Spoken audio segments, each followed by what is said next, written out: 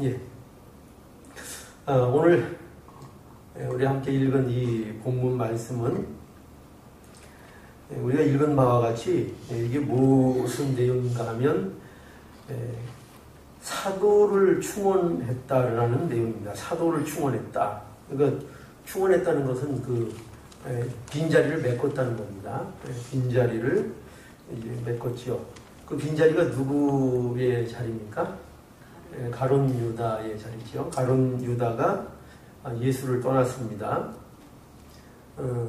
예수를 떠난 것이 이제 배신을 의미하죠. 배신. 예수를 배신했고 또 그의 결말이 비참한 죽음으로써 그의 영혼의 결말이 무엇인가를 그의 죽음을 통해서 우리들에게 또 성경이 보여주고 있습니다. 가룟 유다는 애초에 하나님의 자녀가 아니죠.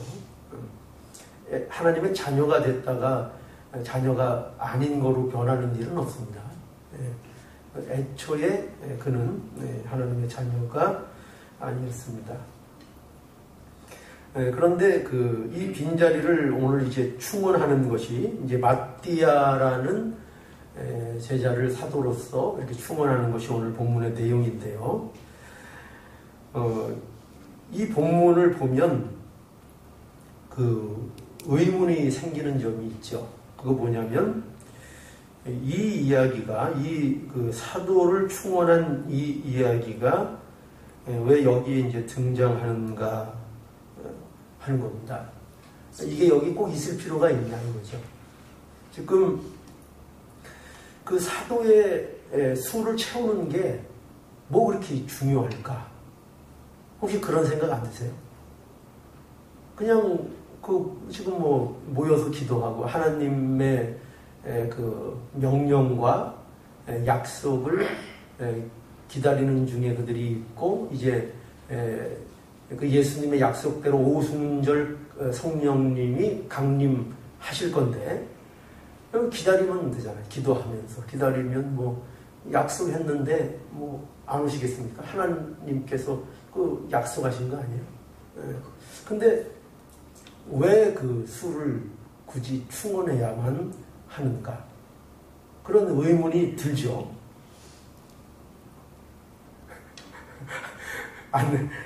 전혀 안 드시는 것 같은 표정을 들어요, 안 들어요? 안 들었어요? 지금은 억지로라도 들어야 돼요. 지금 제가 이제 의문을 제기했으니까요. 그런 의문이 드는 겁니다. 왜 11명이면 어떻고 12명이면 어떻고 그렇잖아요. 그죠? 이제 수긍을 좀 하시네요. 그 설교자를 도우시는 그 일 중에 하나가 그저 이렇게 열심히 쳐다봐 주시면서 고개를 끄덕끄덕 해주시면 제가 잘하는 줄 알고 신이 나서 힘이 납니다. 네. 그러니까 때로는 이해 잘 안 돼도 우리 정 권사님을 제가 좋아합니다. 왜 좋아하겠죠? 저를 그냥 뚫어지게 보세요. 그 설교할 때 보면. 그래서 가끔 저는 이렇게 앞에 보다 보면은 정 권사님이 눈에 가장 많이 띄는 분 중에 하나예요. 왜냐면 저를 보고 있으니까 저도 보게 되잖아요. 근데 저를 안 보시는 분들은 저도 이렇게 자주 안 보게 되더라고요. 그래서 이 성경책을 물론 제가 읽을 때는 성경책을 보는 거 중요하지만 항상 이제 설교자의 모습을 이렇게 봐주시는 것이 좋고요. 뭐 이렇게 눈을 똑바로 쳐다보는 게 부담스러우시면 그래서 이 코가 있는 겁니다. 이 코가 왜 숨 쉬라고만 있는 게 아니고 서로 얼굴 보기 부담스러울 때 코 보라는 거예요. 코 보면은 좀 덜 부담스러워요. 자, 코 괜찮죠? 보시기에 어떠세요? 괜찮죠? 예. 자, 왜 하필이면 12명이냐 이거죠. 왜 12명이냐? 그거는 중요하기 때문입니다. 답은 중요하기 때문입니다. 뻔한 답이죠. 중요하니까 이 사도 예수를 충원하는 것이 여기에 등장을 하는 겁니다. 이거를 우리가 이해하기 위해서 지금 그 말씀이 어떤 구조로 약간 지금 기록이 되어 있는가를 한번 볼 필요가 있는데요. 그게 뭐냐면, 여러분 샌드위치 아시죠? 샌드위치가 어떻게 되어 있죠? 샌드위치는 빵이 여기 있고, 빵이 밑에 있고, 사이에 이제 내용물을 이제 넣죠. 그래서, 그 성경도 보면 이런 샌드위치 구조로 성경의 말씀을 기록하는 경우가 많아요. 그러니까 그 어떤 시작과 끝에 같은 어떤 중요한 내용을 큰 기둥을 놓고 그 안에 어떤 내용을 넣어서 지금 하려는 이야기가 뭔지를 그 안의 내용으로 설명하는 그런 패턴이 있습니다. 이런 패턴이 있는데 이제 오늘 말씀도 이제 그런 패턴을 우리가 이해하고 좀 볼 필요가 있는데요. 왜냐하면 오늘 보면은 그 앞에 예수님께서 명령하신 게 있었죠. 4절, 1장 4절 봅시다. 1장 4절. 사도와 같이 모이사 저희에게 분부하여 가라사대 예루살렘을 떠나지 말고 내게 들은 바 아버지의 약속하신 것을 기다리라 라는 것이 이제 예수님의 명령이죠. 떠나지 말고 아버지의 약속하신 것을 기다리라. 그리고 5절에 요한은 물로 세례를 베풀었으나 너희는 몇 날이 못되어 성령으로 세례를 받으리라 하셨느니라 라고 해서 그 약속이 뭐냐면 성령의 강림인 것이죠. 그걸 기다리라. 이게 이제 예수님의 약속입니다. 그 약속이 있고 이제 실현되는 것이 뭐냐면 오순절 성령의 강림이죠. 그게 이제 어디에 기록되기 시작하죠? 어디죠? 1장 다음에 뭐가 있어요? 2장 있죠. 2장에 거기 오순절 날이 이미 이름에 이렇게 됩니다. 그래서 기다리라. 성령의 강림을 기다리라 하고 오순절이 성령의 강림이 이루어지는 겁니다. 그 사이에 지금 어떤 내용이 기록되고 있는가 하면 우리 지난 시간에 배운 것처럼 어떤 내용이었죠? 제자들이 모여서 마가의 다락방에서 기도했다는 내용이 거기 있었고, 그리고 오늘 이제 이 내용이 뭐죠? 제자들이 그 사도의 빈자리를 충원했다라는 것이 이제 그 사이에 기록되어 있는 것입니다. 그렇다면 지금 이 두 가지 이야기, 그들이 모여서 전혀 기도에 더불어 힘썼다는 그 말씀과 그리고 그들이 사도의 수를 충원했다는 얘기가 무엇을 설명하기 위한 것이냐가 이제 우리가 감을 잡을 수 있는 거죠. 그죠? 뭐냐면 그것이 지금 오순절의 성령 강림이 그것이 의미하는 바가 뭐냐? 왜 오순절 성령이 강림해야만 하는가? 그것이 무엇을 위하여 그 일이 필요한가를 설명하는 내용으로서 이 기도의 내용과 그리고 사도의 수를 보충한 이 내용이 여기 기록되어 있는 거죠. 그러니까 이 내용을 통해서 이 내용을 살펴보면 이것을 통해서 뭘 알게 되는 거죠? 오순절 성령 강림의 그 의의가 뭐냐라는 것을 이제 알게 하는 것으로 되어 있는 것입니다. 자, 그러면 한번 우리 봅시다. 15절 한번 볼까요? 15절만 한번 우리 함께 읽어볼까요? 모인 무리의 수가 한 120명이나 되더라. 그때에 베드로가 그 형제 가운데 일어서서 가로되. 여기 보면 그 모인 무리의 수가 120명이나 되었다 이렇게 돼 있죠. 그렇게 돼 있고 그것이 이제 설명돼 있고, 그리고 이제 뭐를 하냐면 베드로가 사도의 보충을 이제 건의한 내용이 그 다음부터 이제 그 전개가 되는 겁니다. 모인 무리의 수가 한 120명이나 되더라라고 돼 있고, 그때에 베드로가 그 형제 가운데 일어서서 가로되 하면서 이제 베드로가 그 첫 번째 사도행전에서 등장하는 첫 번째 베드로의 이제 설교라는 것이 등장이 되는데, 그 내용이 뭐냐면 바로 어떤 내용인 거죠?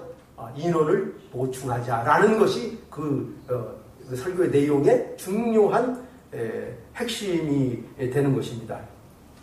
그런데 여기 보면 이 일에 있어서 이제 120이라는 숫자가 등장을 하는 거죠. 120이나 모였더라. 이 성경에 나와 있는 숫자들은 그저 뭐 아무렇게나 그 숫자가 나오는 것이 아니고 일단 사실에 기반한 숫자고, 그런데 그 사실에 기반한 숫자가 어떻게 그런 숫자가 형성이 되는가가 이게 또 이제 중요한 내용이 되는 겁니다. 이 120이라는 숫자는 유대인들의 그 법에 의하면 가장 어떤 자치 기구에 가장 합법적으로 그 자치회를 구성할 수 있는 수를 120명으로 이렇게 본다는 것입니다. 그래서 이게 무슨 얘기를 하는가 하면은 완전하고 합법적인 공동체의 조건으로서 성립이 되는 것, 이게 이제 유대법에는 120명이 모여야 한다라는 것이 그 중요한 조건이 되는 겁니다. 120 하면 여러분 우리 그 연관되는 숫자가 있죠. 성경에서 중요한 숫자 몇입니까? 제자가 몇 명이었죠? 12. 또 구약 시대에 그 이스라엘 지파가 12지파. 그게 괜히 그 12지파가 나오는 게 아니에요. 괜히 그 제자가 12명이 나타나는 게 아니에요. 12라는 것은 구약의 그 이스라엘 백성 전체를 그 의미하는 숫자인 거예요. 12라는 것이. 그리고 신약에서 얘기하는 12라는 숫자도 역시 같은 의미예요. 어떤 의미죠? 하나님의 백성, 구원받은 백성의 완전한 수를 얘기할 때 12라는 숫자를 쓰는 것이에요. 자, 그러면 여러분 보세요. 여러분 그 요한계시록에 보면은 14만 4천이라는 숫자가 등장하죠.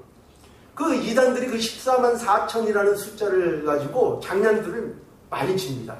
그래서 구원받은 총수를 14만 4천이라고 실질적으로 그것을 이제 얘기를 해서 14만 4천에 들어야 구원을 받는다 이래요.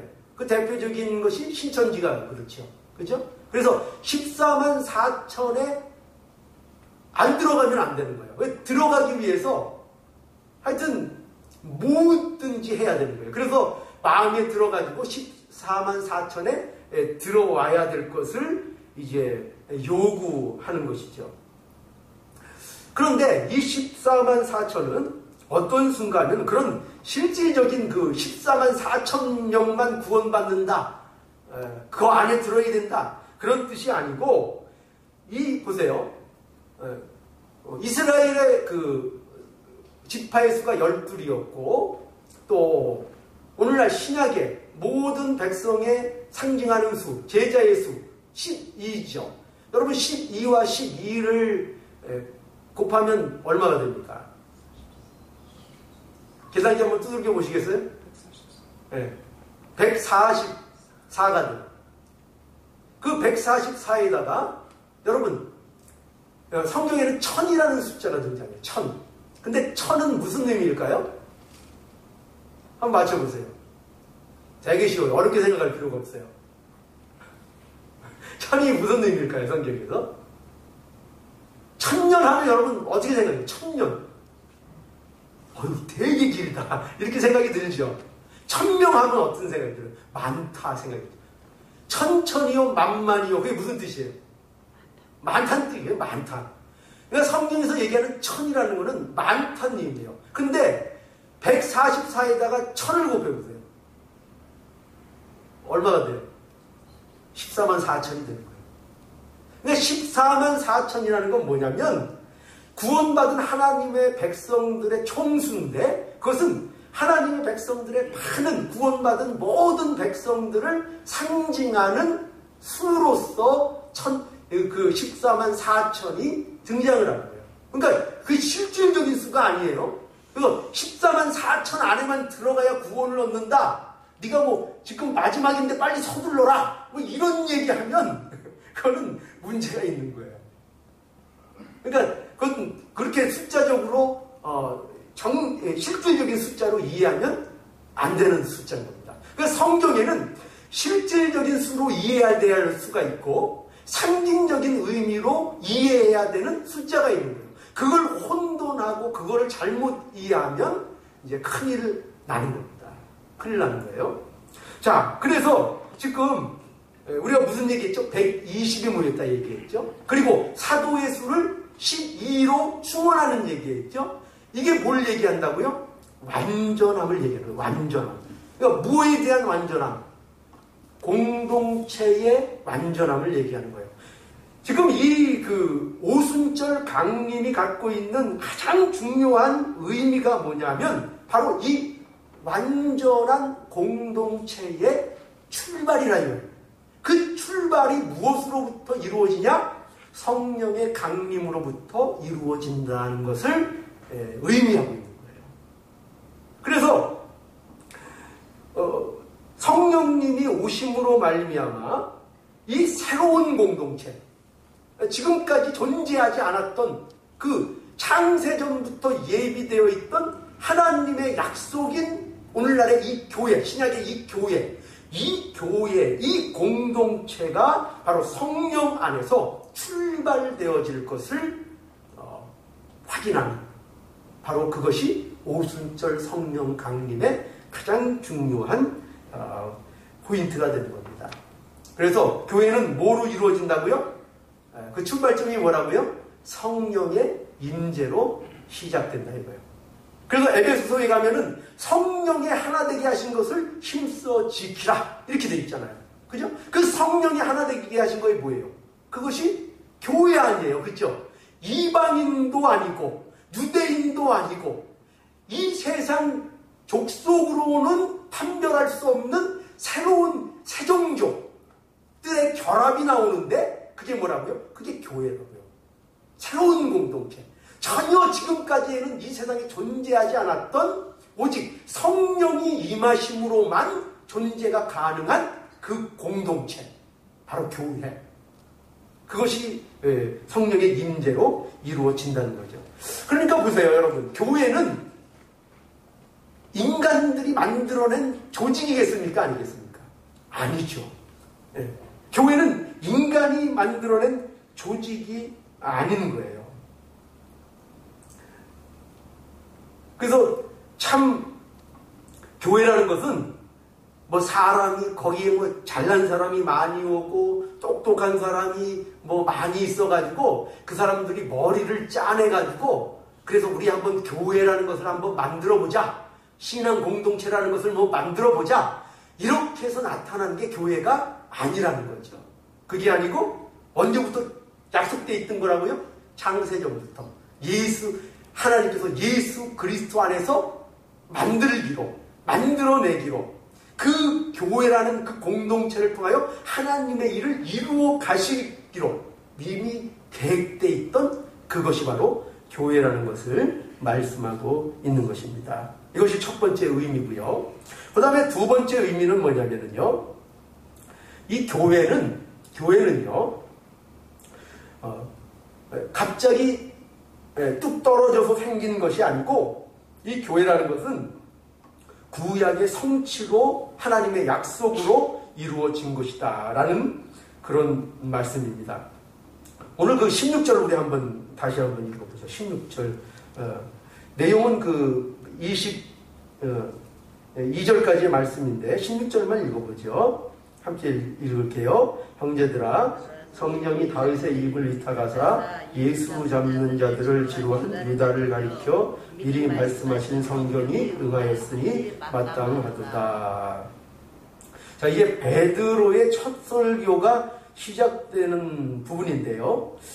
여기부터 그 22절까지의 그 말씀을 보면 여기에 이제 중요하게 등장하는 처음에 시작되는 말이 어떤 말로 시작되고 있는가 하면 이거는 우리 한글로 이게 번역을 해놔서 그렇지 원래 처음에 시작되는 말은 뭐냐면은 마땅하도다라는 말이 이 그 말들의 그 중심 그 설명이에요. 마땅하도다. 그러니까 뭐가 마땅하냐? 베드로가 그 설교를 마땅하도다라는 것으로 시작하는데 뭐가 마땅하다 그런 얘기인가 하면 지금 그 유다의 배신 있죠. 유다의 배신. 그 우리 믿는 자들로서 그 참 실망스럽고 깜짝 놀랄 일이잖아요. 그죠? 하나님과 예수 그리스도와 그렇게 함께 했던 자 중에 그런 배신자가 나왔다는 거 얼마나 가슴 아픈 일이에요. 그런데 지금 베드로는 구약의 성경의 그 예언을 통해서 그 유다의 배신이 그것이 성령의 예언대로 성취된 것이다라는 것을 강조하고 있는 거예요. 그 성경이 그렇게 될 것을 마땅히 말하고 있고 그것이 마땅히 이루어져야 될 일이 이루어졌다 이거예요. 그리고 그 사도가 보충되는 일 또한 그게 뭐냐면은 단순히 한 사람을 회로 뽑는 그런 것이 아니고 이것이 성경이 얘기하는 성경이 예언했던 것을 성취하는 것이다. 성경을 응하는 것이다 라고 지금 베드로가 설명하고 있는 거예요. 그래서 보세요. 21절 볼까요? 21절. 이러므로 요한의 세례로부터 우리 가운데 올려 가신 날까지 주 예수께서 우리 가운데 출입하실 때에 항상 우리와 함께 다니던 사람 중에 하나를 세워 우리로 더불어 예수의 부활하심을 증거할 사람이 되게 하여야 하리라 하거늘 하면서 지금 그 한 사람의 사도를 보충하기로 하는 것이 마땅하다라고 하는 것인데 그 예언이 그 20절 보시겠어요? 20절 시편에 기록하였으되 그가 거처로 황폐하게 하시며 거기 거하는 자가 없게 하소서 하였고 또 일렀으되 그 직분을 타인이 취하게 하소서 하였느니라. 그죠?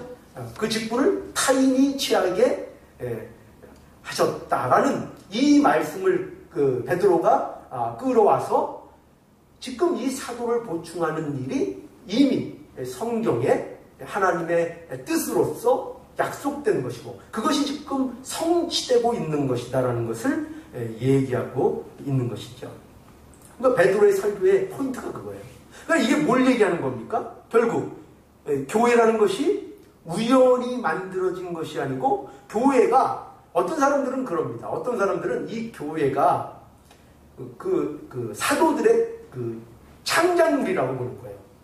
신신학자들 특히 이런 사람들은 이 교회, 이 기독교라는 것이 특히 바울에 의해서 만들어진 종교라고 보는 거예요. 만들어진 종교. 그런데 지금 그거가 전문적으로 그것이 벌써 부인되고 있잖아요. 그렇죠? 지금 어떻게 교회가 존재하는 거라고요? 어떻게 지금 이 일들이 이루어지고 있는 거라고요? 사도의 보충까지도 다 구약에 이미 예언된 것이 유다의 배반까지도 다 그것이 예언된 것이고 그것이 성취되는 것이다. 그리고 교회는 어떤 인간에 의해서 만들어진 종교 창작물이 아니요 하나님의 창세전의 약속으로 인하여 이 땅에 세워진 약속의 공동체이다 라는 것을 우리들에게 말씀해 주고 있는 것입니다. 이것이 바로 이제 오순절 성령이 갖는 중요한 의미인 것이고요. 그 다음에 이제 마지막으로 우리가 더 하나 보아야 될 것은 이겁니다. 뭐냐면, 자, 23절 한번 볼까요? 23절부터 우리 한번 26절까지 한번 읽어보죠. 23절부터 26절까지요.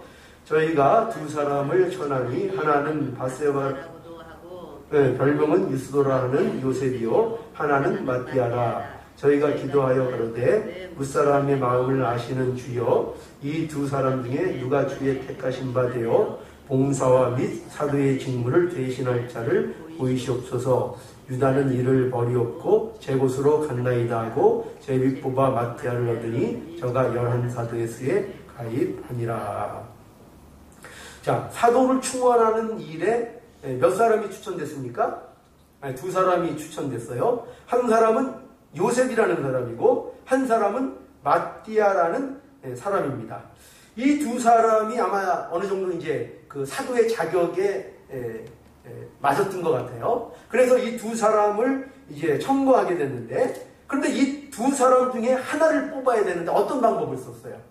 제비뽑기를 해서 마띠아가 사도가 되었습니다. 자, 여기에 우리 또 의문이 생기지 않아요? 어떤 의문이요? 왜 제비뽑기를 하냐 이거죠.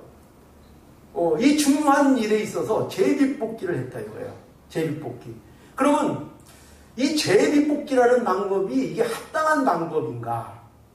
오늘날 우리도 뭐 결정할 때 제비뽑기로 하면 됩니까? 안 됩니까? 될 수도 있어요? 이 성경에서 나타나 있는 일 중에 이런 어떤 일들을 우리가 현실에서 그대로 적용하기란 이게 무리가 있는 것들이 많습니다. 물론 구약에는 이런 방법으로 하는 경우가 많이 있었어요.